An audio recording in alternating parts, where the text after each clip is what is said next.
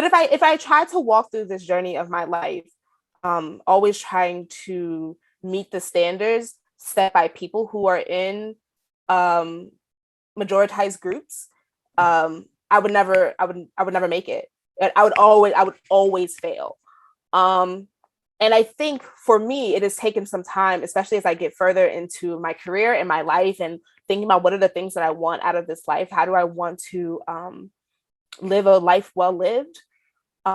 It's no longer subscribing to what whiteness and capitalism has told me that I should want. It's being able to choose what it is.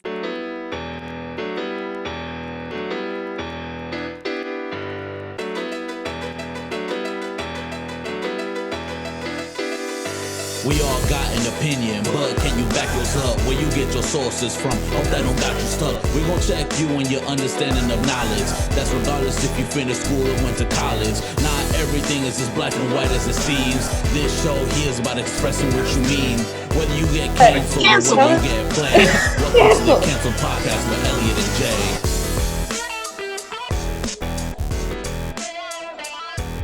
Hey everyone, welcome to another episode of the Cancel Podcast, where we aim to challenge one's own thoughts by bringing unique, creative, and potentially divisive topics to the table for discussion.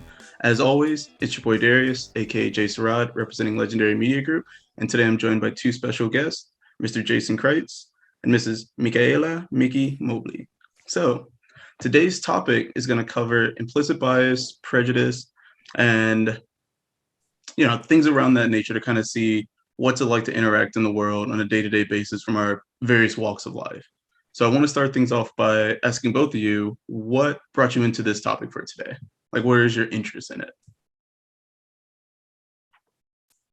Which one? Who should start? Mickey, do you want to go? Go for it. Go for it. I will. I can go. So this topic is basically like my work. It is the stuff that I'm passionate about. And I come through that passion because it truly is my lived experience. So what does it mean for me as a Black, queer, plus-size woman to exist in this world that vehemently hates anybody who is not cis, white, straight, and male? And so because I'm very passionate about breaking down those stereotypes, those barriers, helping people to unlearn implicit biases and explicit biases, so that we can live in a world in which everyone has what they need in order to thrive. So that's what brought me here. And because, I like you, you're great. Oh, I appreciate that. And I'm also looking forward, so since it is part of like your research area, I'm looking forward to kind of having that perspective of like the academia approach as well as to like the personal approach. I think that's going to be very unique. So I'm looking forward to that. Thank you. So Jason, how about you? Yeah, so for me, kind of on the converse, I am a cis white passing male. I'm half Asian, half white. And I grew up in like the musical theater community, basically. So I was surrounded by, my sisters are somewhere on the LGBTQ spectrum. I don't know exactly, where they are, but they're somewhere in there. And then queer, I guess is just kind of the general term, but I grew up with people, best friends gay, and grew up with people who identified as being queer like throughout my whole life.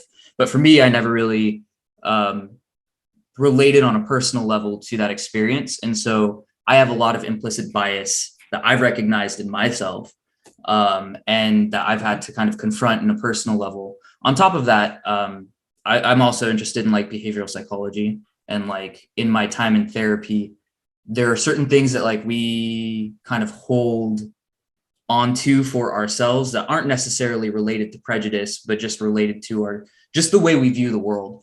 That implicit bias is like so central to all of that. So it's kind of like all around, all encompassing for me, and it's something that I have to confront on a day-to-day basis. Okay, I actually like that too, because so it sounds like with your experience, it's more so of recognizing how you've kind of lived through the experiences through others. That's what I'm kind of hearing, like how you've had because I don't, biases and dude, I don't know, right? Like my thing is I'm short. That's it. Okay, so I look forward to like breaking this down some too, because So I wonder if there's a way that we can introduce you to a lot of implicit bias that you may not have come across before as well. And even like with Mickey as well, there's probably some that, we get to learn from each other, all being different, like from our walks of life. Mm-hmm. So what I want to start it off with is, so there's a bunch of different definitions for stereotypes that I came across. So I decided to combine them in a way that I felt really got the message across. So the definition I came up with for stereotypes is an oversimplification of a group's complex and diverse identity, which leads to the misrepresentation of the individuals belonging to that group. And these stereotypes can be based on sex, gender, race, ethnicity, nationality, age, socioeconomic class, and more. And so with that definition, I wanted to know, like, what are some stereotypes that each of you have kind of, come across, like, and have they been placed on to you by others? Like, were they strangers? Were they loved ones? Or on the other side, like, have you accidentally placed stereotypes on others as well? Because we all have some sort of bias, like everyone does, just from our upbringing. But yeah, what are each one of your experiences and thoughts on that? I would say yes to both things. Yeah. I think that especially for people who hold marginalized identities, we sometimes feel like that we can't stereotype or have presence and prejudices against other people, which is wrong. I mean, it's absolutely wrong, because we've all been socialized, especially if we think about like Americans, we've been socialized in this country, which is the very foundation was violence and trauma and racism and genocide. So we've all grown up here, even though we may have different cultural backgrounds. So like, I would say for me, some of the stereotypes that have been put on me, one being Black and woman, sometimes you're being both, you can be seen as poor or stupid or just not as intelligent, because being at the intersection of Black and woman, we are sometimes both hypersexualized and desexualized, where you're seen as both a mammy and a Jezebel. I think getting into the layers of kind of like my ethnic background, being Caribbean, some of the jokes that not only white Americans, but sometimes Black Americans have said about me, being called coconut Black because I'm not like African American, I'm a different kind of Black, or that we all live in huts and whatever the other stereotypes that may come up.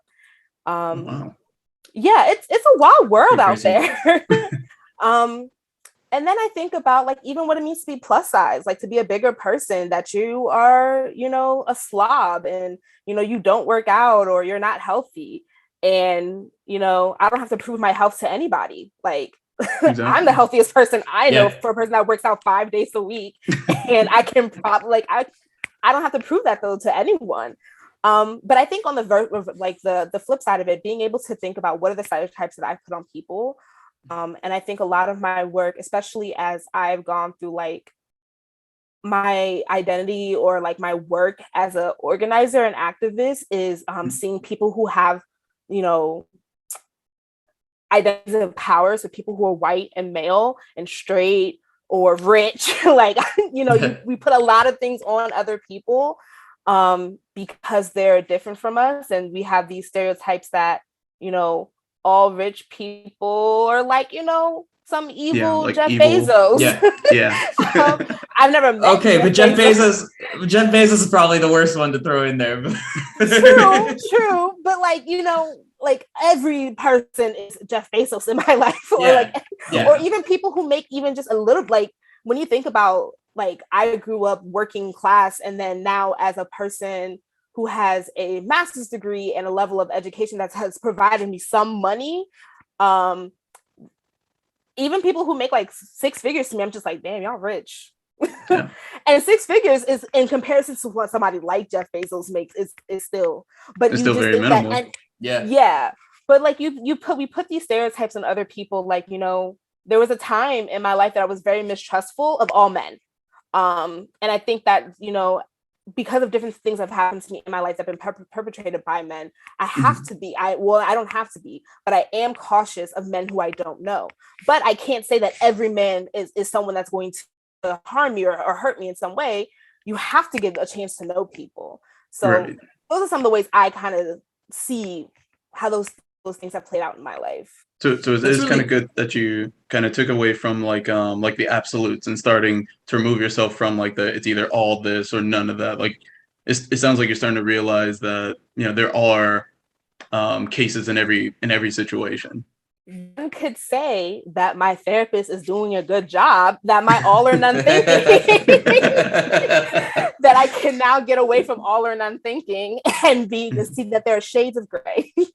Okay, I like that, because I think growing up we're always taught like some regards like the binary approach is easier. Like that's why we try to do that in so many different ways. Like it's either this Absolutely. or that, Yeah. because it takes away like an aspect of, you know, it takes an aspect of critical thinking away from how we are in nature. Absolutely. So, well, just to kind of go with that, I mean, the first thing that I thought was interesting, Mickey, was on some level, it all comes from like personal experience and to some extent, like personal trauma. Yeah. Right. Like absolutely. negative experiences that we have, like with other people or with certain experiences, certain places, that leaves a print on you. Right. And so it's not like something that you can just throw away. Right. And so like on a personal level, I think, I mean, we are kind of challenged to face that binary that we're given and just be like, hey, people are people. We just kind of exist. We're just kind of here. And so we have to work with everything that we're given in order to at least make, you know, the people that we interact with like feel safe and comfortable. But I think like, you know, shoot, I forgot where I was going with this. You said something and I was like, oh dude, I'm gonna take this, but I completely forgot where I was going with this. Never mind. But well, I'll say like so Jason, what about you in terms of like you know, how has like stereotyping and bias kind of like affected your life as well? So okay.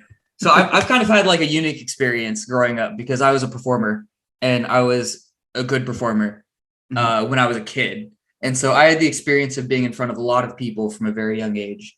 And I realized that I would do everything based on the perception of how people saw me, right? And so that was ingrained in me from a very young age that I've really had to kind of, you know, take away. I actually had to like sit down and just kind of center myself before this because I was like, okay, you know, I shouldn't really care about what people are thinking about who ends up watching this because like I should just talk, right? It's just a conversation with a friend. And Mickey, you're now a friend too. So just conversation with two friends. I love it. And like, yeah, I just kind of have to recognize that that's just what it is and not place that on me. But the stereotype for me ends up being a lot more towards perfectionism. And so, especially being an Asian male, I think that is one of the stereotypes that you can kind of play into. But dude, I had it again. You said something earlier and it was like, dang it. It was about dichotomy. Oh, you said when you're dealing with these binary choices, it's like the false dichotomy that's presented with like the political system, or like you have to be right or wrong, and it doesn't allow for shades of gray. What I'm kind of realizing, especially now with like the age of social media that we're in and the age of like rapid information that we're in, is we're relieved of this ability to make choices in our life. Right. Yeah. And I think by being provided a false dichotomy, it's so easy to remove the need to actually make a choice. Because you don't have to critically think about anything, but you don't have to take any risk, right? Like, what if I'm wrong? And I think that's kind of where a lot of this comes into, because it's like, I'm surrounded by racists in my family. I don't want to be wrong. So I'm also going to be racist, right? Even if like deep down, I know it's wrong. Like there's pressure, not just from society, like wherever I'm from, if it's in like the South or something like that. It's like the internalized like community standard. Exactly. Right. Yeah. And so there's a lot of pressure to conform to that binary because it takes so much effort and even a bit of pain and a lot of risk in a lot of cases to really put yourself out there and recognize like, hey, there is a lot of gray in this. Like not everything that I've been told up to now is true, but all of it is false. Like I've got to sift through it and make these decisions for myself. Yeah, absolutely. Well, I'll say so. One term I want to see. Are you familiar with? So are you familiar with code switching, Jason? Because it Yes, sounds 100%. okay. 100%. Okay, because that's what it kind of sounds like. You're getting at it first, like when you're saying like from your upbringing and everything. Yeah. It's like due to the perfectionism, you would have to code switch to kind of cater towards whichever audience was in Oh attendance yeah. at that time. I mean, also I'm half, so I'm half Filipino, half white, but I'm second Mhm. generation Filipino, right? Or third generation. I don't know how generations even work because like Okay. my mom's American, but like she was born in the Philippines, but I don't know. So I'm like somewhere between second and third generation. Okay. And so she was raised in America. I was raised in America. So it's like I don't really connect to my Filipino American friends whose family is, you know, directly from the Like Philippines. still in the Philippines. Yeah. Stephanie, my girlfriend, she's half Japanese, but she is very connected to her Japanese identity. I'm not very connected to my Filipino identity. So I have to code switch with my family, my Filipino family, my Filipino American friends, with my white friends. It's just like, you know, and then to an extent, like I do the same thing with my black friends and to my LGBTQA plus friends, right? It's like there's certain ways of like reading audience that I grew up learning and needing to make sure that I don't make anybody uncomfortable. That's like really important for me. But two, also like being able to actually connect in genuine ways, it's hard. And I'm realizing like, again, I need to put myself out there in terms of like, not needing to present myself in certain ways where it's like being genuine is facing those implicit biases that I have on a day-to-day basis that I've made of other people saying, hey, I have to code switch, hey, I have to like conform to where they're at, because those aren't necessarily real either, right? Those are all implicit biases that I have in my head too. That's a very good point, actually. Yeah, because a lot of the decision making that we make is, reliant on those biases that we have, like as we go into those general spaces. Yeah. Because like I know, so like since Mickey was on a previous episode too, one thing with Mickey that we would always discuss is like you're very like authentic. So like I would say, like, have you ever had to like code switch, or do you mostly just kind of present yourself in a way that says like this is me, kind of embrace it, deal with it, kind of thing? I think that I'm in a place in my life right now where let's go and continue that train of thought. I'm in a place in my life right now where I think of code switching a bit differently, where I see code switching as an invitation as to who I am. So there are some people who know who the authentic Mickey is, because I've invited you. We are in community with one another. We have a relationship with one another. So I have invited you to know who the authentic me is. There are certain places that don't need my authenticity. They don't deserve it. So I see things such as like my job. My job does not need, my regional accent. They don't deserve that. That is a sacred thing. My Maryland, Baltimore accent, like that's something sacred to me and my community. You don't need to be invited into that.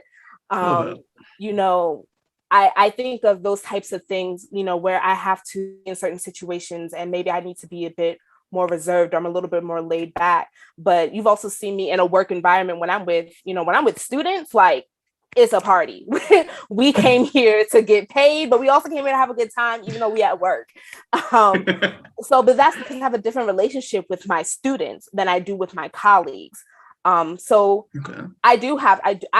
choose to code switch because I see it as me being, I will only be my authentic self around the people that deserve my authenticity.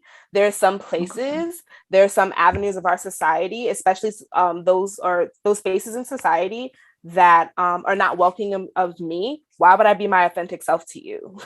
You don't deserve that. So I think that's how I've started thinking about code switching now. And that is how I understand it as a tactic of survival. And I also hear what Jason is saying about, wearing, it's kind of like wearing the many faces or wearing the many hats. And I believe it was W.E.B. Du Bois who said that it was like kind of like a double consciousness. Like you're very much aware of what you are and who you are and where, like at all times, and who's looking at you. And he speaks to like the exhaustion of that. And I even felt that in Jason and some of the words and some of the things you were saying, like the exhaustion behind that. So yeah, I think that code switching can be both an exhausting process. And I think that's why it's so important to that you have those spaces in which you can be your authentic self. And knowing that your authentic self is solely for who you want to invite into that being with you. So I know this episode isn't about identity or anything like that, but I do love. It kind of is, though. I'll say it kind of. Yeah, I guess so. Yeah. Yeah, you're not off topic by any means. But I do love how you regarded your authenticity as sacred, and you view that as something that's like core to your being, but that it's sacred. I don't know. I just really like that word choice, and I like that it means so much to you on like a personal level. Thank you. Yeah. Well, because I look at it too, like the way Mickey was saying it, it's like it's much more of a there's a lot more value like held behind it too. Because like I love that she mentioned the aspect of it being like a survival tactic. Because I do want to talk on that a little bit too. Because it seems like with code switching, because I'm sure I do it as well. Mine is probably more subconscious instead of actual like conscious code switching. But I think with that aspect of survival, it's what allows us all to flourish in our own biases as well as the biases of society. Exactly. Yeah, I think when you go into subconscious code switching, it just means that you've been doing it so much. It was conscious at some point that you just stop paying attention to it. Mm-hmm. Yeah, it becomes naturalized. It becomes a part of you essentially. But it's like it's interesting to know it because that's the biases that we had to deal with on a day-to-day to kind of present this image of ourselves to optimize that situation, to kind of say like if you look at it from a business term, like how can I get the best ROI from this interaction with this individual versus with this individual? If you look at each one of our interactions as like an investment of our time, our energy, so on and so forth. Mm-hmm. So I do like that. That's tiring though. It is. So tiring. So what I'll say too is like, so in terms of like specific stereotypes, knowing both of your backgrounds, are there any that you're like actively fighting, like, constantly like, I don't want to fit this mold. I don't want people to look at me this way. Or is it more of like a pressure-free, like, I'm just going to keep doing what I've been doing? So I'm in a cool part of my life, I think, after a lot of my struggles where I've kind of like, I think I've done a decent enough job of kind of stripping away the expectations that I feel like were kind of placed on me in terms of like, how to engage with people and personal identity, to where like, I'm at a cool point where I get to choose who I am, right? Like I have a choice to subscribe to, being Filipino American, right? I can choose to have that be a part of my identity. Sure, like there's a level of relationship that's there in community, but to some extent, like I don't need to abide by certain expectations that I placed on myself to be Filipino just because I'm second or third generation. Right. Okay. Yeah, I agree with Jason. I think that you have to find what's authentic to you. And so if I'm worried about what other people thought of me, if I put so much value on it, I would never be able to really live my life. I wouldn't be able to choose what I want to do because 100%. I have to do what everybody else wants me to do. I can think of a time in my life, like when I was in high school, where I became very cognizant. I went to a majority Black and Latinx high school. And I remembered my first time going into college in a predominantly white, at a predominantly white institution, and being very aware that, we were loud. Like if I was in a group of my friends, like we were like cackling, having a good old time in the caf or something. And I remember getting stares. And I had a mentor come to me and was like, y'all should probably quiet down. People are looking at you. And I don't remember what I did. I think we were like, girl, we're going to do what we want to do. Because like, if the joke is funny, I'm going to laugh. But like, I think it's the stereotypes that are put on young Black people, young Black teens or children or young adults, especially like, whether it's, and sometimes just young people in general, like youth culture is really like, looked down upon. Whether it's the way that we dress, or the way that we do this, or the fact that we put color in our hair, or whatever the heck it may be. It's always heavy policing from like the generation prior, or generations prior, plural.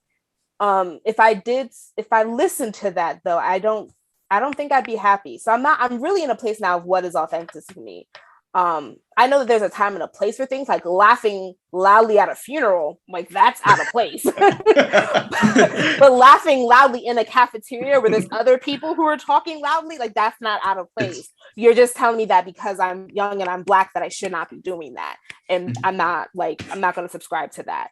So it's really just about, think about what is authentic to me, and then allowing myself, like, give myself the permission to do it.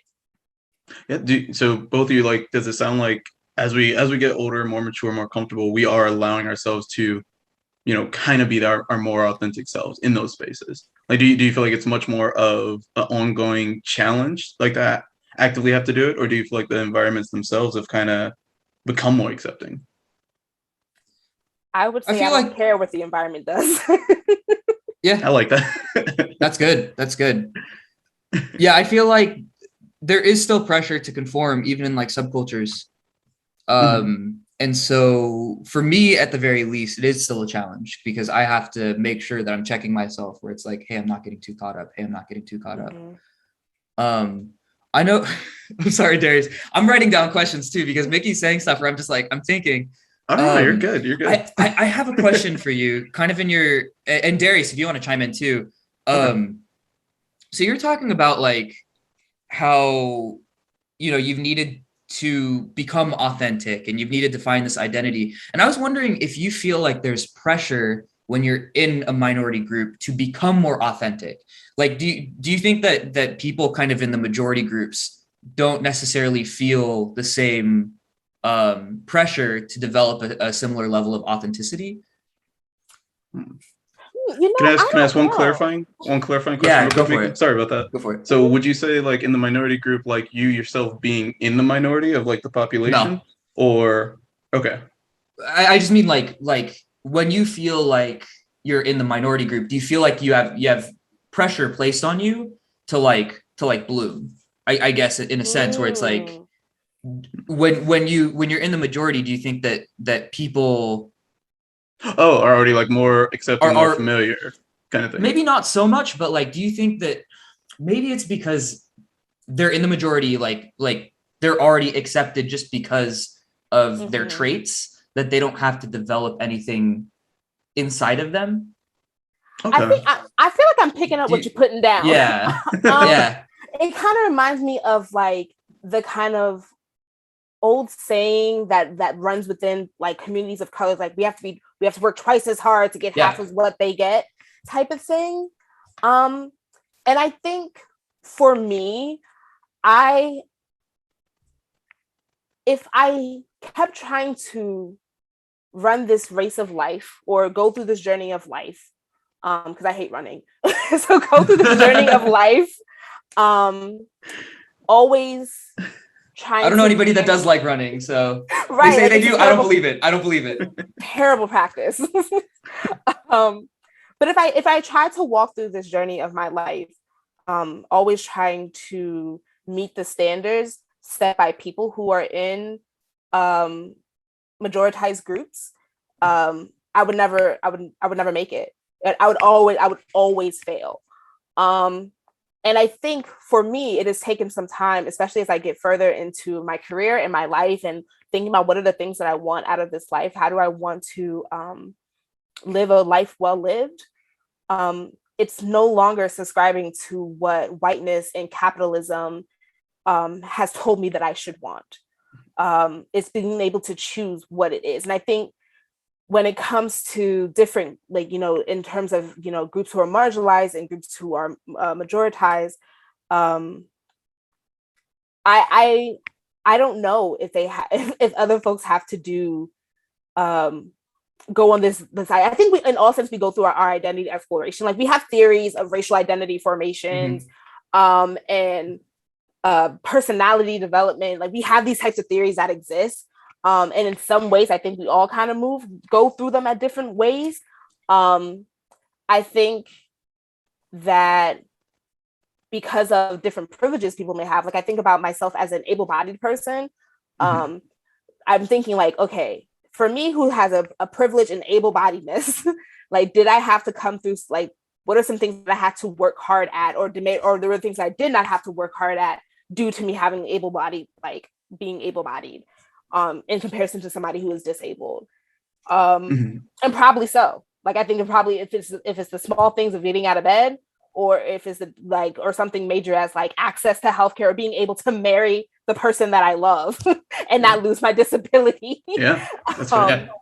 I do think that there is a lot of nuances in the different experience of people who are marginalized and people who have privileges. See, it's interesting too, and I am glad that you kind of brought up like the perspective of privilege, because like we all have like certain privileges, you Definitely. know, like even with all three of us being American, like that's kind of like a privilege in itself. 100%. 100%. So it's like I only speak English. Well, I speak some Japanese, but like I only need to speak. Even my English, like man, I speak like very light Spanglish.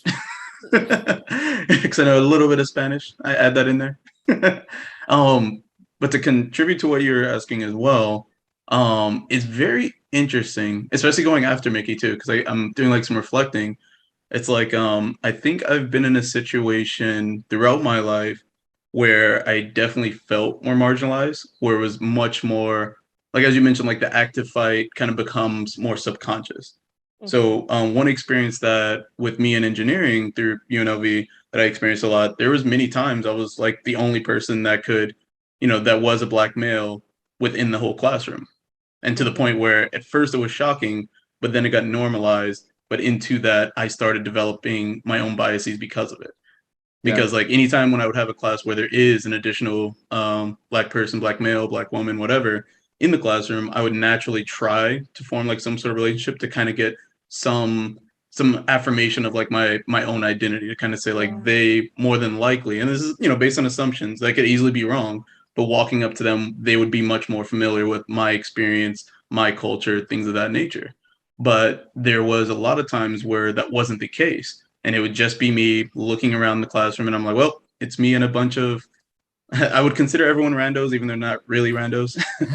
But it's like, I would go into that class just like, okay, let me go in, like Mickey was saying, work my butt off, get whatever grades I can, and, you know, try my best to exceed. But I think I internalized it to the point where it was no longer exceeding for them, like them being the theoretical randos that I had, but it was more so of exceeding for myself. So I can look back and kind of say, the representation in the room, even if it was this small percentage, very small percentage, there was some form of percentage that was top tier, that was exceeding others who was more standardized within that classroom, within that space. And so like, because even Jason, like when we met, it was because Tau Beta Pi, the Engineering Honor Society, which I was the president for that term. And so for me, going into the presidency, especially like with previous presidents kind of being much more lax, I took it upon myself to really raise the bar. Like I looked at it as like, I don't know how many Black presidents there were for the UNLV chapter of Tau Beta Pi, but I know that I was one of them. And knowing that, I took it upon myself to say, now we're going to have these requirements if you want to become a Tau Beta. You want to do community service. I wanted to do resume workshops, interviews, things of that nature, to by the end of it, you feel that you really gained value of the experience. And now you can say like, you are officially a Tau Beta. And then when they look back on it, and I did get feedback from both the Tau Betas as well as the advisor, Dr. Moore, shout out to you, really great advisor. It was very, very positive because they liked what I did with it. So in addition to me genuinely wanting to doing it myself and just wanting to exceed in my natural environment, there is that aspect to me saying, I don't know when the next Black president's going to be of this org. Let me make sure that I leave that footprint, and let me make sure it's a big ass footprint at the end of the day. And I like that because even knowing, I think 3 or 4 generations, I kept up with it. Yeah, there was no more Dariuses. So for me, I can at least look back and say for that time being, I did all that I did to represent myself, but then also to leave that positive image of what I represent culturally, ethnicity wise, so on and so forth. Sorry if that was a little bit long. Yeah, but I really passionate there. It's important though. I definitely think that representation in engineering is like a very topical conversation, right? I mean, there's so much. I was reading earlier today about how, like, in all of the Elon Musk companies, there's just like rampant sexism, rampant racism, and all of this stuff that's allowed in there. A lot of the tech companies too, even Google. There was really? A Black woman developing, I think it was something about AI ethics. That was the ethical AI, yeah. She just started up her own spin-off company, and I think that she's getting some good traction. But and that was good because it showed the support from the community, both within her community as well as with the affiliated ally communities, I guess you could say. There's probably a better way to word it, but Mickey would probably know that. But that's the best way I could come up with the wording for it. But yeah, continue. Sorry. Where were we? Okay, so Mickey, you brought up an interesting point about being like able-bodied, and you're talking about your privilege about that. And I think one thing that, you know, I struggle with regularly is, what does it mean to like be an ally in these communities, right? You're an able-bodied person, right? I was talking to my girlfriend Stephanie, who is also underrepresented engineer. You know, women in engineering is not a common thing. And I was just talking to her a couple weeks back about she is part of some arts communities where there are people that are, you know, aware of like injustice and stuff like that. But here in Southern California, there are people that I feel like they take it too far, in the sense that like there are white people that have the privilege, right? That want to be allies, that lower themselves down to be like, hey, I'm standing in solidarity, where they're like, hey, let me like lower my position to like, do you know what I mean? Where it's like, hey, there are people that aren't well off, so I'm gonna sell my house because owning a house is showing that, you know, I'm white and privileged. Where it's like, shouldn't, in my opinion, shouldn't what you do as an ally be like, hey, let's help to put effort into building community? You know, I think I understand what you're saying, and I think it's a very interesting it's very interesting when we start to talk about allies, because particularly in that example, if I was an ally, I would have sold my house. I'm like, hey, do people need like a place to stay? Does anybody need a place to stay? Can I put some like I got some places to stay, come extra room? But I think so. My mentor, Miss Shanti Blackman, who is like an amazing woman, she does this workshop called Actors, Allies, and Accomplices. And it's a self-reflective, well, part of it is self-reflective, and where you, after giving the definitions of what an actor is, you know, someone who just kind of pretends like they actually care about a cause, but don't really does anything.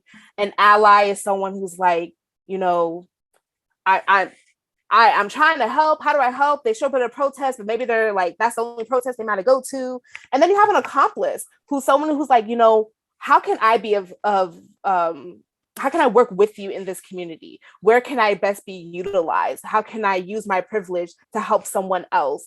Is it like 3 levels of involvement? That's what it kind of sounds like. Yes, kind of like that. So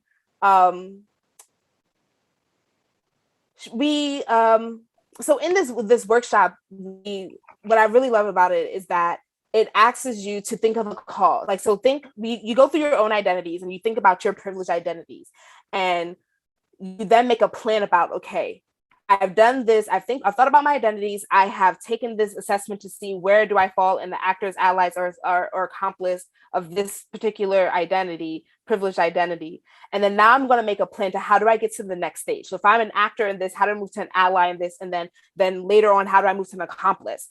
So an accomplice is kind of like the person that is like busting down barriers and trying to be that, like, you know, really trying to make that kind of radical change. And I remember the first time I was in this workshop, I did my privileged identity that I chose was religion, because I was raised Christian. And I live in America, where although they say that the separation of church and state, there is not. And I remember thinking about, like, how can I be an ally to, so if I think about a very targeted group in America when it comes to religion, like how do I help my friends in Islam, like and people who are practicing like Muslim? Where do I go? How do I help? How can I do this?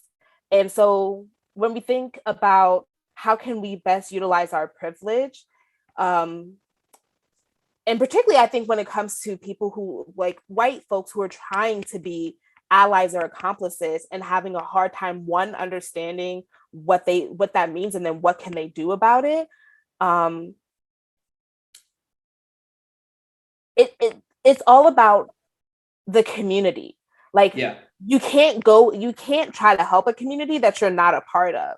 And so like what does your friend group look like? What does, when you go out, what are some things that are happening in your neighborhood?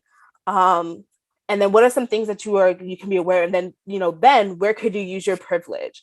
Like I think about, I don't know if you've ever been to that walkway by between the cafeteria and UCC. That used to be a really kind of a steep hill to get up that back way.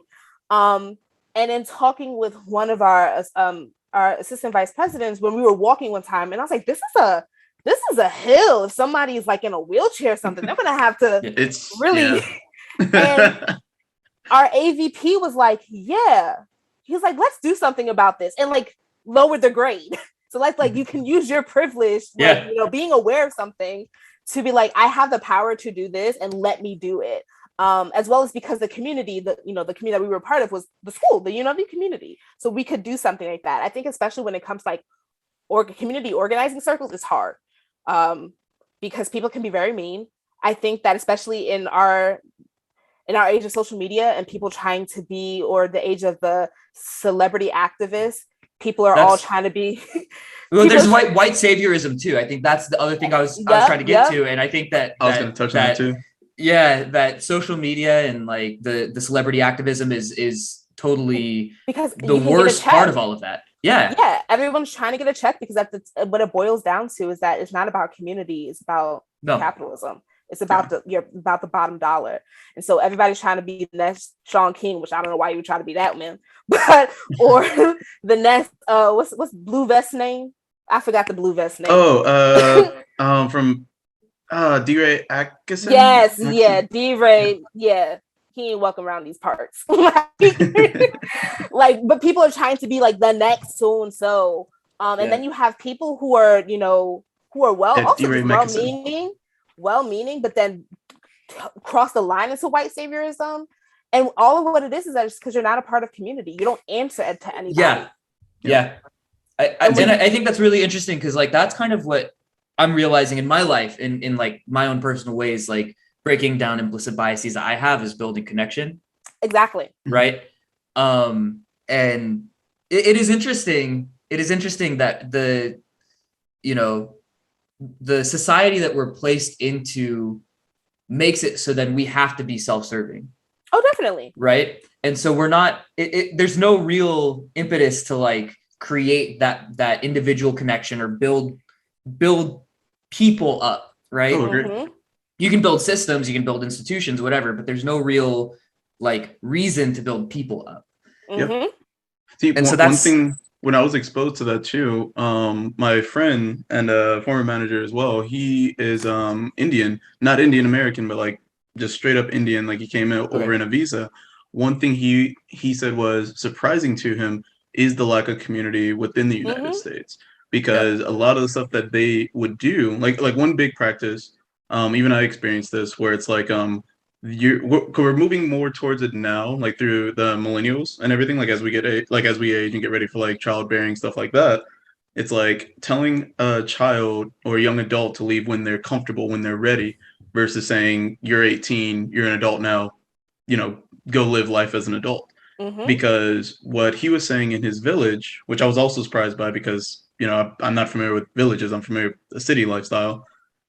He was saying in the communities there's much more of a build-up. Like they know how rare the opportunities are for each one of their individuals to make it somewhere. Like he graduated from one of the top Indian tech schools or universities out there, and his whole village praised him for it. but he was saying that his parents, his community, so many loved ones around him, they supported him until it was ready for him to make that leap. And that's something we absolutely like kind of lack in the States. And I think that's what kind of leads to so much dissonance between us, whether it's like nationality, ethnicity, so on and so forth, is because we're much more willing to say, this is who I am, and block out all variance versus actually trying to understand the variance between each and every one of us. My interpretation, at least. What was really interesting about that, so there's this YouTube channel that I follow, which kind of talks about city planning, specifically in the States. Oh yeah, and we talked about this. Did I send that to you? Yeah. What was really interesting is like the myth of suburbia, right? Like it's everybody's spread out, everybody has their own land or whatever, and you don't need to have that sense of community because you're not living close by other people, right? It's like you drive into the city, you go to work, you drive home, you don't really know your neighbors, you don't really know what's going on around you. And what's interesting, I think, is just to go back to implicit bias, is like I feel like here, at least on the West Coast, I think the East Coast is a bit different, especially in like New York. I think Darius, we were talking about kind of like how New York, like you can join a community, but here in LA, it's like it's so hard to find community that like when do you even join, right? But I think like there's so much implicit bias that we hold that like this is the way that things always have been and it always will be. One, because of the system that we're in, where it's like, hey, we have to be self-serving, but even the cities that are built around us are built to serve that same purpose, right? And and not even to get into the issues like of like inner city and but like at least from the perspective of like, you know, where I live in the suburbs in LA, it's like I'm not connected to anything around me. And that's one thing that I would really like to have here. But it's just the area that we live in, right? We have these big box stores where it's like you got these parking lots that just literally separate communities. Oh yeah. So sorry, you just brought that up, and it was interesting. Tangent. Oh no, well, because like I'm kind of glad that you did too. So to make it kind of like bring you in on that conversation, because you might actually have some to. I actually do. Okay, yeah, go ahead. I don't know. I'm not sure if you all have read the book. It's called Algorithms of Oppression, and I'm losing the author's name right now. I know something Nobles, I believe is her name. So Sophia or Sophia Noble. Yes, Sophia Noble. So Algorithms of Oppression was very interesting because it talks about how no piece of technology piece of technology is bias free because the people who make them are not bias free. So something as our cities. So and way that she was talking about it was she was talking about in like search engines, particularly Google, and how Google always has to say that they're not racist and that their search engine is racist or, you know, free of all things isms. And we know that's not true because the people who make it are not free of those isms. Exactly. And it's the side same note, I'm thing. going to get this book. Like this is I really like that. It was amazing. Who was the professor who gave it to me? Shout out to Dr. Ibad. Dr. Ibad is an actual professor at UNLV in the IGS department. And so shout out to Dr. Ibad. And that book was so interesting. And it started me to it had me thinking about how everything is set up. Unfortunately, everything, you know, is made to exclude somebody. Based on some type of because it was built identity. With bias. Yeah, because if it's built with bias, that bias is going to be inherent to the system and continue to kind of grow. Like I think the more humanized way to visualize it is just thinking about the generations. You know, if there's a very hateful generation prior, there's no way that hate's going to be completely eliminated in just one generation. It has to be some sort of trickle. And with that technological side, we're seeing that same kind of interaction. Every tech that every aspect of software that we're creating, there has to be a developer that makes it. And that developer has their own personality, their own beliefs, so on and so forth. So like I'm very interested like in this topic. Like I'm genuinely going to read this book because like it's a great book. Oh no, absolutely. Because like one thing I was so through my experience being a person of color in engineering, I would have friends. A lot of them are white because it's predominant like the population within the college. And I'll never forget, still a good friend to this day. I was active with NSBE, National Society of Black Engineers, and he was asking me why isn't there a National Society of White Engineers? Why would that be considered quote unquote racist? And I had to break it down to him, let him know where it's like there is a standard one. It's not called white engineers, but it's the overall standard itself. When you look at the population, you can go to the industry standard and you'll see tons of individuals who represent the same kind of background, both racially, culturally, so on and so forth, of yourself. And then after a long discussion, me and him talked about it, and then he finally started to understand. But kind of seeing that there's already like studies and books on this is very interesting to me. Because I was involved with like several multicultural organizations within engineering, and there was always that question mark from somewhere, whether it was from professors, whether it was from students, so on and so forth.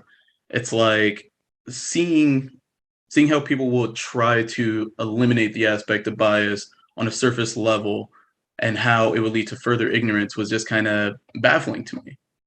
These are the same individuals who would claim to be like colorblind, essentially.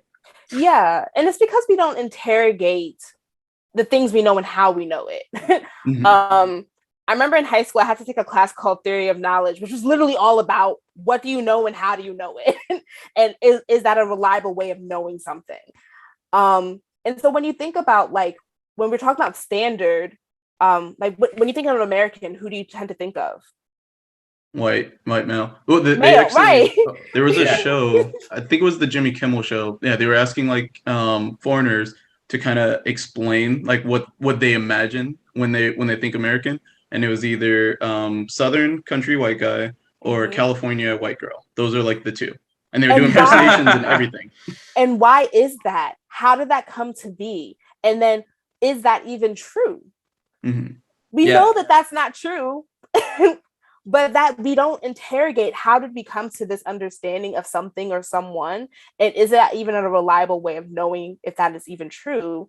And then if it's not true, are you willing to change that? And that's when we start talking about like cognitive dissonance. Like once you know that something is wrong, and then you're trying to fight with it in your mind. That's the root of all implicit bias, though, right? Like it is. It absolutely is. But we have to start interrogating, how do we know what we know about, not about ourselves, about one another, about our systems, our governments, our world. Jason, you said like, we think that this is how it's always been, and we know that's not true. Yeah. But we still perpetuate, right? We still perpetuate the idea. Yeah. And I think sometimes one is that it's the risk of having to do something different. And the effort. Folks are lazy and folks don't. And honestly, because it takes, what we're asking people to do is to dream of what this world could be differently. And then how do we work towards that dream? Dream building is scary. Dreaming is scary. It requires us to be vulnerable. And that's not something that's also, a practice of our society. Oh, yeah. Well, I think that it's also interesting. Oh, sorry, just to go back, because like there's dreaming, but there's collective dreaming. Right? Like exactly. You need to have the community in there too. And kind of what I wanted to go back and talk about, Darius, you brought up why isn't there a white engineering society? I was kind of thinking about like a lot of there's so much rebuttal where it's like, oh, you have like this affiliation for like people of color or something like that.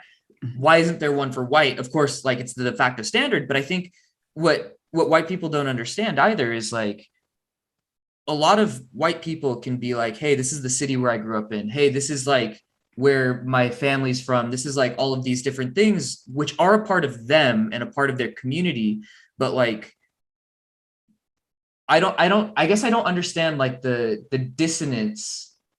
Is it dissonance? I'm not sure. But it's like, when it comes to personal identity, where it can be more than just like, I'm a white engineer, like, I don't know. Isn't there like some connection? Like everybody says, oh, I'm 3 parts Italian. Oh, like I'm you know, whatever, I'm half Irish. It's like, why don't you celebrate more of your Irish instead of pitting yourself against people who are minorities, like inside the country? Well, I'll say, so that does, and there was an episode I wanted to do, kind of in the space that we're getting into, which, yeah, I might have to have that episode. That goes into like the idea of colorism and the definition of Yeah. like whiteness, you know, because Sorry, my historically, conversation points aren't too clear, by the way. No, It takes me a moment to develop them, no. so I apologize for that. But I Yeah, you're appreciate fine. going on that thought journey with you. okay, Yeah. thank you. So, but like, I think that goes into the definition of whiteness and colorism, because the definition of whiteness as it evolved over time was much more inclusive of more European like communities. So that's why you have individuals who can come over and feel like, you know, I'm part German, I'm part Irish, I'm part Italian. But end of the day, there's much more intrigue and collective conversation being held within those particular communities. Versus when you look at others of like people of color, they're often excluded or they're unfamiliar, like willingly to, you know, stay unfamiliar, or, you know, sometimes fetishized or sexualized in just a unique way to kind of say like, here's my, you know, a form of entertainment, a way you can look at. And like, yeah, go ahead, Mickey. No, go ahead. Finish that thought. Well, I'll say like, I think it goes into that space because what he was saying too, because he's also Eastern European. I'm not gonna give away his full identity just in case he's like, hey, we get text about this. But like, you know, he said that he was looking at things from like a different lens, like not being a white American. It's more so of like being European American, and how much he brought from his culture, from his country, to now being American while also being embraced by white Americans, essentially.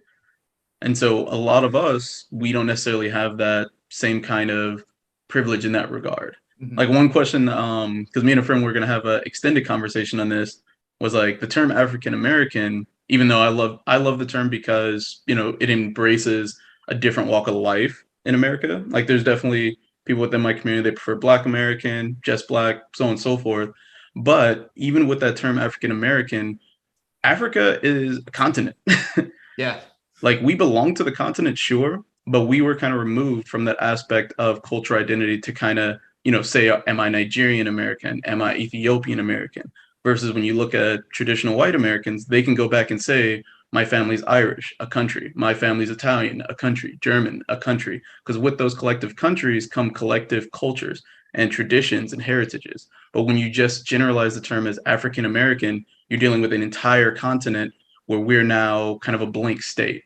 And in modern times, we had to embrace African American and Black American culture and made it our own. So we went from a blank piece of paper, but now, you know, the influence of particularly African American, Black Americans is known worldwide. But then yet, when people still think American, do they think of me?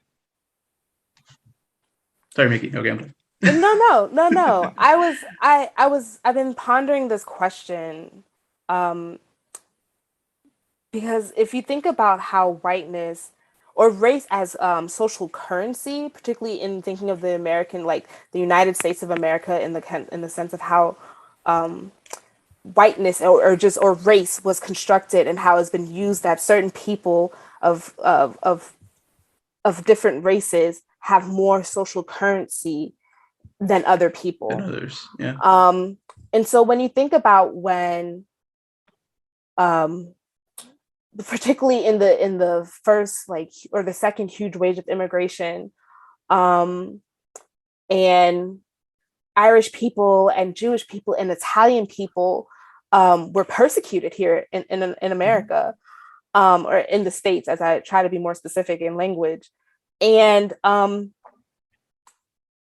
at the same time, Black people were also still persecuted. You would have signs that would say, no dogs, no Jews, no Blacks. Like for some reason, all of that existed in one sign. And there was the understanding that Black people, though, were still the bottom of the social currency barrel. And so in order to no longer be considered in the same sign of no Jews, no dogs, no Irish need apply type of things, Like some Europeans got had moved to, from the sign yeah, versus some stayed. Yeah. Europeans had to, they recognized that whiteness was a currency. And so that they had to shed their nationality or their cultural background in favor of this new racial identity, because it gave them the more social currency. Yeah. And so thinking about how race developed in this country, it was, or race, how race is developed, you know, or was constructed, was solely to be able to justify the enslavement of indigenous African peoples and the genocide of indigenous people to Turtle Island, aka the United States of America.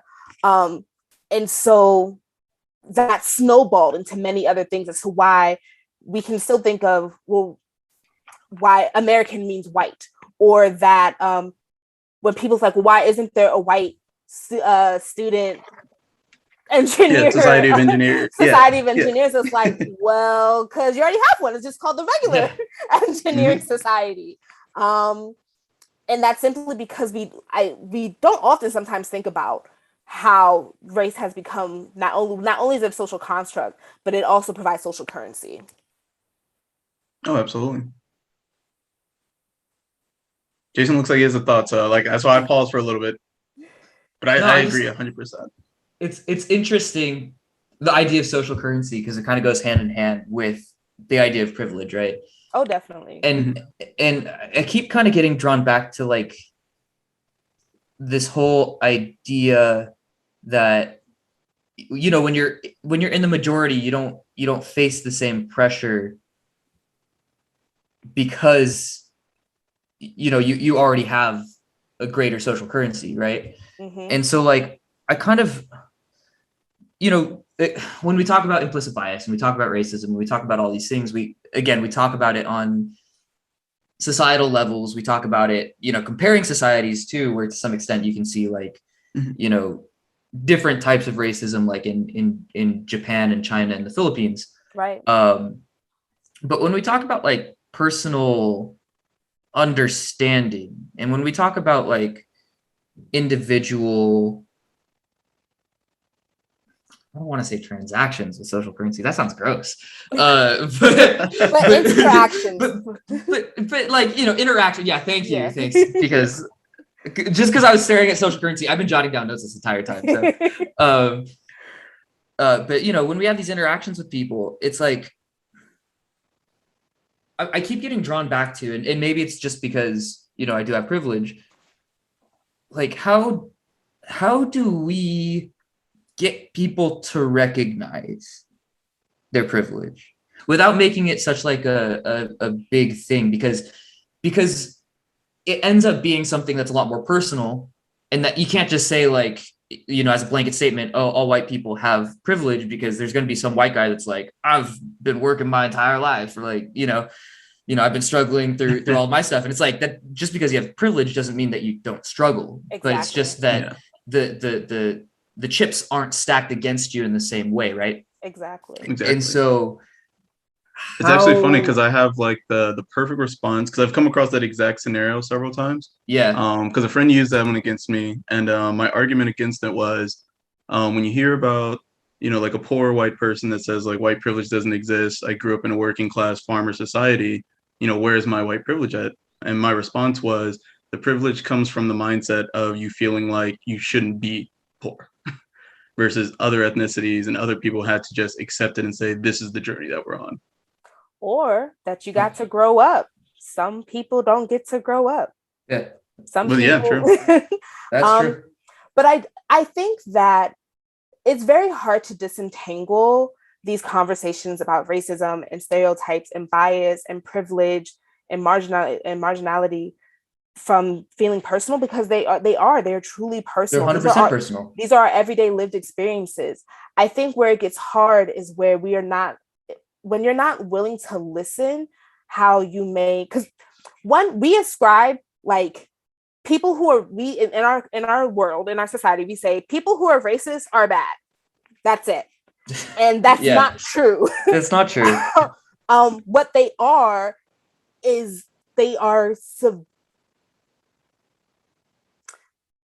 they're not, I think I like to believe that people are not bad and people are not good. They are people. And some of us have been taught very harmful and very violent things. And how can we recognize that? And then how do we unlearn that? Do you see that someone else is worth everything, that they are worth their life, that they are worthy to have a home, they, you know, regardless, you know, of their skin color or whatever, or their social economic status. But because we equate being racist with being bad, and in our polite society, you can't be bad, we all be like, oh, no. I've never done this before in my life. And it's like, yeah, you probably have. That doesn't make you a bad person. What makes you bad is saying that I've never done it before in my life. With saying it is like, you know, I think when I've had to do like work like social justice or like diversity or justice workshops or whatever you may call them, because I hate all terms about them. When I'm teaching people how to be people,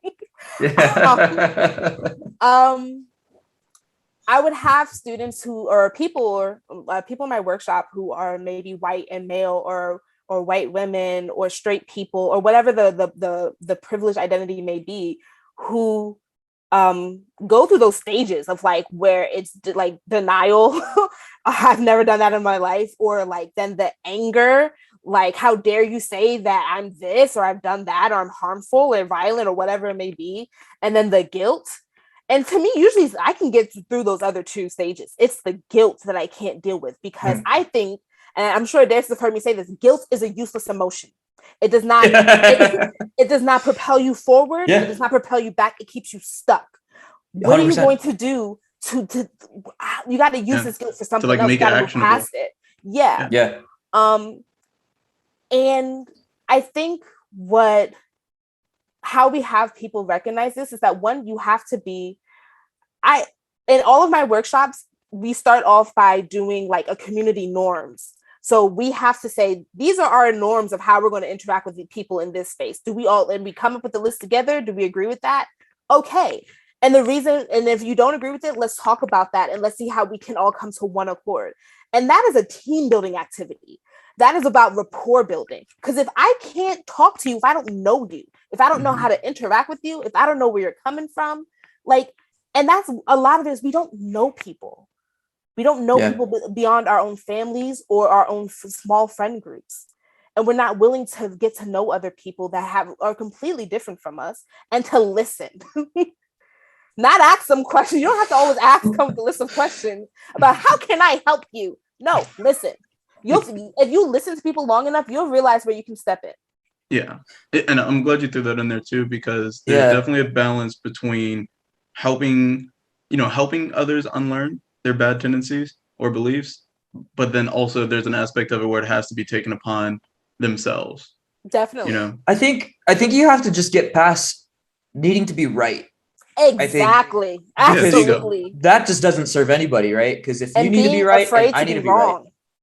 Right. Everybody's wrong.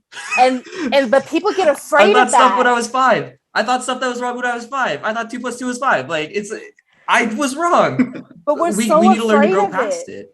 We're so afraid of being wrong. We always want to be right. And it's like, when you realize that we are wrong most of our lives, and you realize, well, I'm okay to make a mistake, and I'm okay with somebody correcting me. Because I would hope, I would hope that you're doing it because you see me as a person worthy of growth.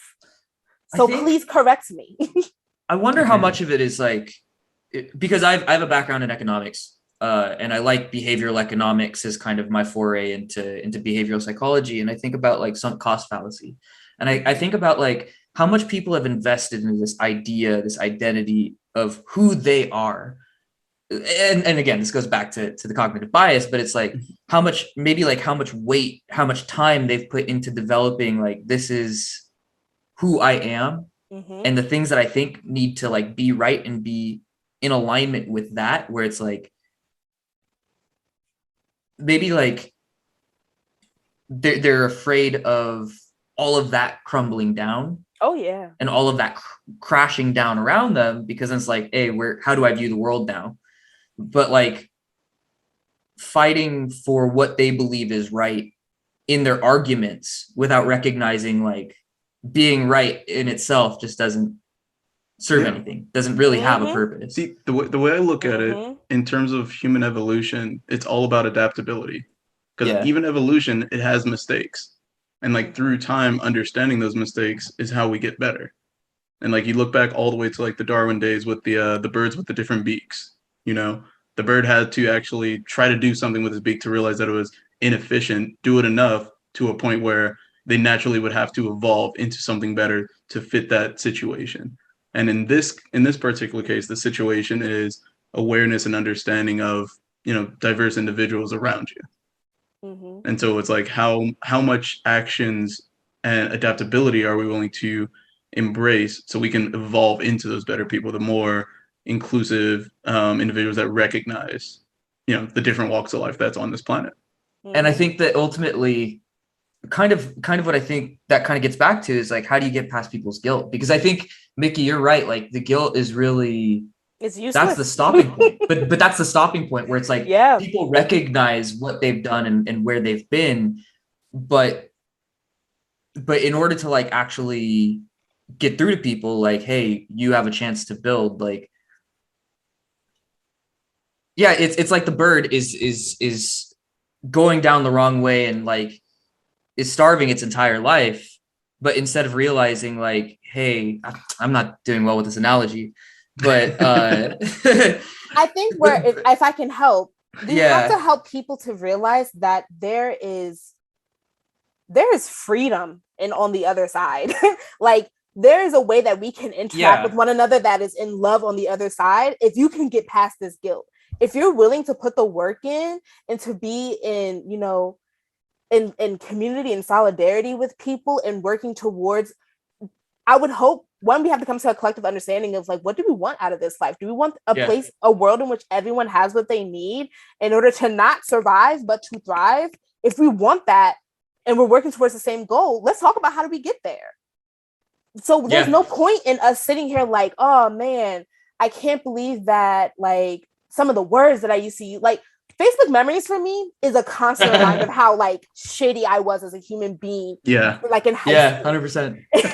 And I love what I love about that is like, look at that growth, girl. Look at that growth. Yep, same. Because I could say like, oh man, like I used to be such a terrible person. I used to use such, bad or harmful or violent words, or I used to do this or think that, and I'm such a bad person. I could say, I want to not be a bad person anymore, or I don't want to do those bad things. Like how, I don't want to do those. I can consciously make the decision to not do that anymore. And I think that we have to be, there's a bravery in being vulnerable that I don't think that as a collective we reached just yet. No, but not at all. I think it can start though with community building, trying to really be in community with other people. And that goes beyond just sitting and having conversations. I think about like, if someone's in need, like when you brought up the example of like the ally selling their house, to me, a better thing would have been like, I have a spare bedroom. Is there someone that I can give, like, I can give you this bedroom at no cost. Like, I'm not even going to charge you for it. Here's a bedroom for you. These are the things that I'm thinking about. Like, how are we meeting the needs of one another? Especially, if we think about underneath our current government systems and not just like the political system that we are currently in, or presidential system or presidential whatever. I'm thinking of like underneath like this late stage capitalistic society, how are we the people meeting one another's needs, knowing that our government, as we can see for the past, almost 2 years, left us for dead. How are we meeting each other's needs? How do you know what the other person's needs are if you're not in community with them? Yeah, that's fair. I think kind of just to continue with that and kind of to bring myself back to the whole guilt thing, one thing that I am recognizing is like, I think in the modern day with social media and everything like that, we do see our own sins like back in our face, right? And we see the sins of the people that look like us or the people that we are in community with. And I feel like, and this is just like social commentary that you hear nowadays in general anyways, but like getting off your phone and actually talking to people, Yeah. talking to people, being a part of things that are going on around you. It just feels like that is the natural way to kind of grow back into feeling on an individual level like you're part of something, and then in some greater sense, like, you know, this is all just collections of people, like all of this is. And so we do get a chance to. I'm sorry, go ahead. No, go ahead. I was just going to say, we do have a chance to make an impact in that way if we're willing to you know, to take the steps forward, take the step forward and get away from all of that. Just because, you know, especially from like a psychological perspective, everything that's been built using technology is kind of there to keep you there, right? And so I know we talk about like getting past the guilt, and we talk about making these steps, but it's like, how do you really build it up? It's not just courage, right? It's real want, it's real desire, it's real the decision. Need to make the decision and to really move forward in building impact. And so I guess my whole thing is kind of more centered around like, how do you get people to get up and want to put that in their lives? You know, my mom says you can't make somebody do what they don't want to. Yeah, I mean, and that's the hard part, right? It's like, and because this is what we need. Yeah, this is what we need. I think about that. So, like in my research, like on the academic side of things, I think and talk and write and do a lot of things around like liberatory practices. And like, I am deeply committed to using my passions of whatever that may be, whether it's music, dance, talking on things like this, whatever it may be, in service of the liberation of all marginalized peoples. I want to live in a world in which every single person and animal and thing on this universe has what they need in order to thrive, to be able to exist without fear, love without fear, you know, have nothing of lack. And so I think about some of our great like social justice movements of the past, or social movements of the past, where you realize that not everybody was on board. Yeah. Like if we think about the civil rights movement, hella people not on board. If we think about like immigration and like, or the farmers' rights movement, hella people not on board. Yeah. People really wanted like 100%. Cesar Chavez dead. Like in California, they really wanted Cesar Chavez dead. This little old sweet man just trying to get farmers' workers' rights. And so there are going to be people who are not on board with this, and we still have to fight for them anyway. And I think that we have to be deeply committed to always extending invitations to people. So like, deeply committed to someone saying that I'm not ready for this yet. Okay, I'm gonna check back in with you though. I'm not dismissing you. I am not leaving. Yeah, I'm not gonna write you off. I'm going to, I have another good book here. I don't know if you can see this, if it's backwards, but it's called How We Get Free. So How We Get Free by Black Feminism and the Combahee River Collective. And in this little short novel, which I highly recommend to people, it talks about like the way that we get free is by understanding that we are all connected, that my oppression is tied into your oppression, even though we may not have the same identities. And if my oppression is tied into your oppression, because we're both being oppressed in various ways, that also means that my liberation is tied into your liberation. So the way that we get free is understanding that we have to do this together. And realizing that it's not a competition. It is not a competition. It's a big thing. If we could burn down the oppression Olympics, we should. Because none of this is a competition. Yeah.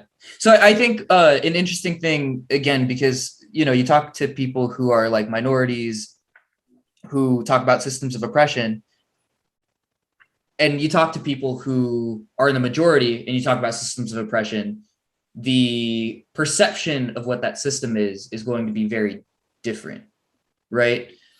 I think what I'm trying to get to is, I think that there are like universal human experiences that we all kind of share, right? Where I can recognize that as a person, these are the things that I would like to experience in my life.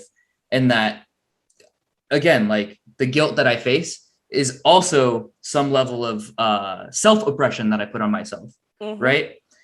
And the liberation that I have with myself, I guess,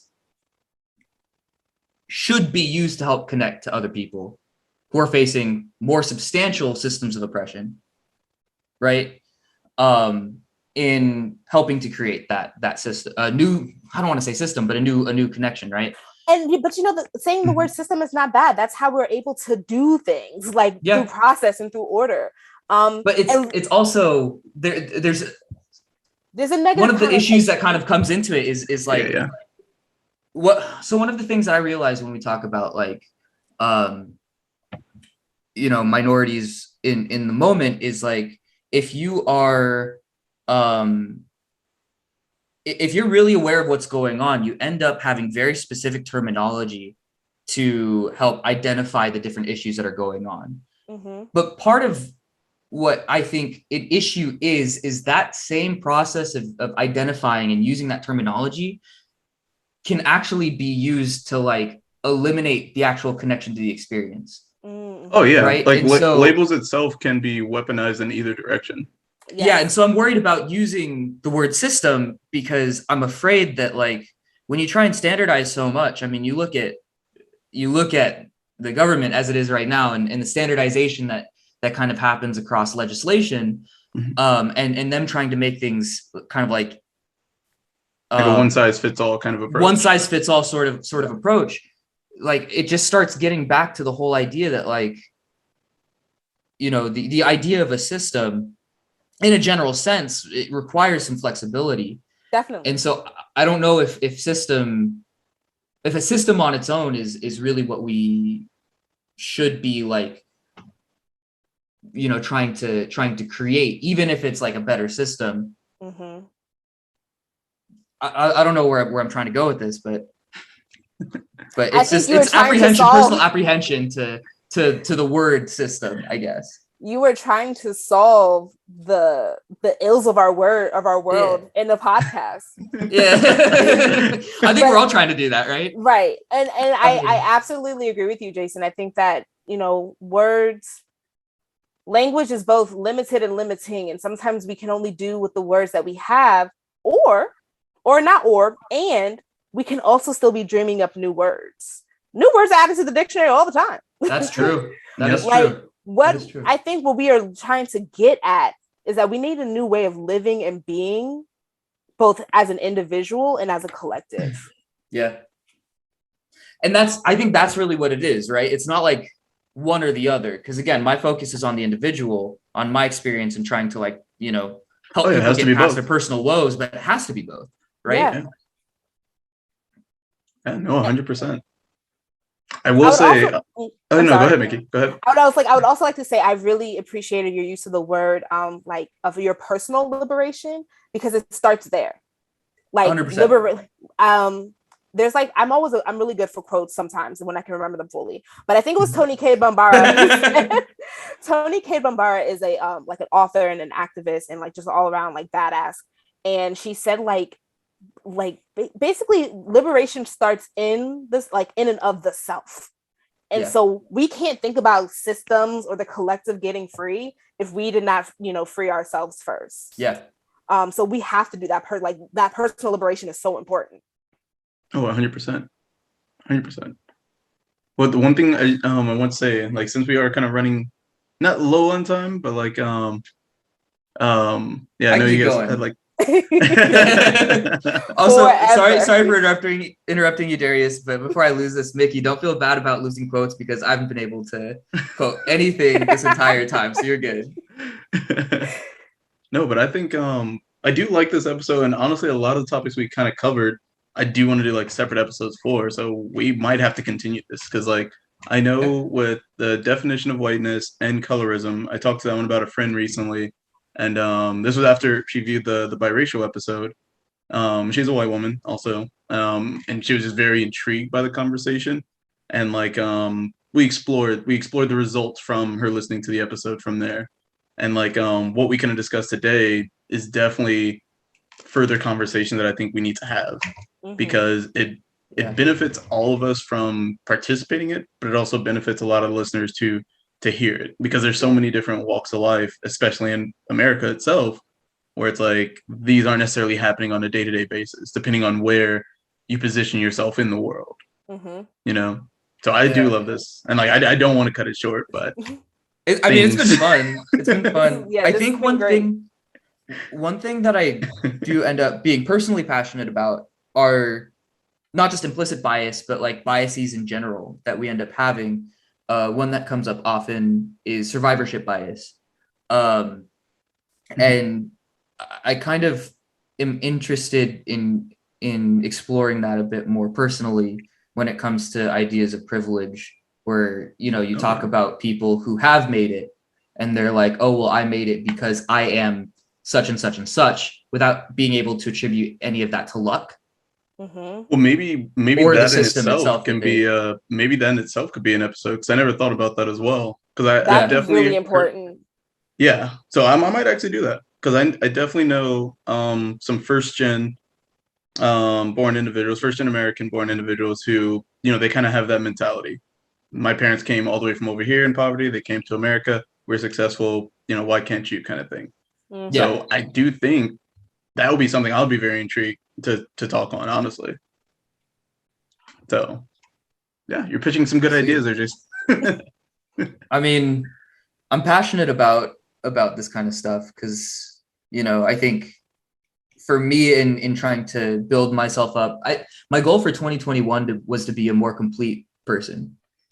That's right? a good goal. Yeah, I mean, maybe not become a complete person, but just become more complete. And I think in this process, I've really had to recognize a lot of the things I placed on myself that weighed myself down. And in order to do that, I had to recognize, like, not just, I've always kind of recognized my privilege just because of kind of where I grew up. But I think when it comes to a lot of the biases that I hold in needing to justify who I am and justify me being right in some way, and recognizing that, like, that just doesn't really mean anything. Yeah, that's fair. Well, okay, so since you mentioned that, maybe this would be like the closing question for both of you. Okay. So if that was your New Year's resolution for 2021, what is both of your New Year's resolutions going into 2022? Since this kind of like the end of the year, end of the season, it all kind of like a wrap up approach. I think mine is in the same realm of Jason's 2021, is coming back home to me. I think that I have been, this pandemic, as well as in my career in the past 5 years, I have moved around so much. And I have thought about, what does home mean? And home as both a place, home as in people, and home as in my who I am, like me as a person. So thinking about, what does it mean to return back home to me? And what does that look like? I like that. I really like that. I like the wording on it too. So that's a little poetic in itself. Yeah, really. What about you, Jason?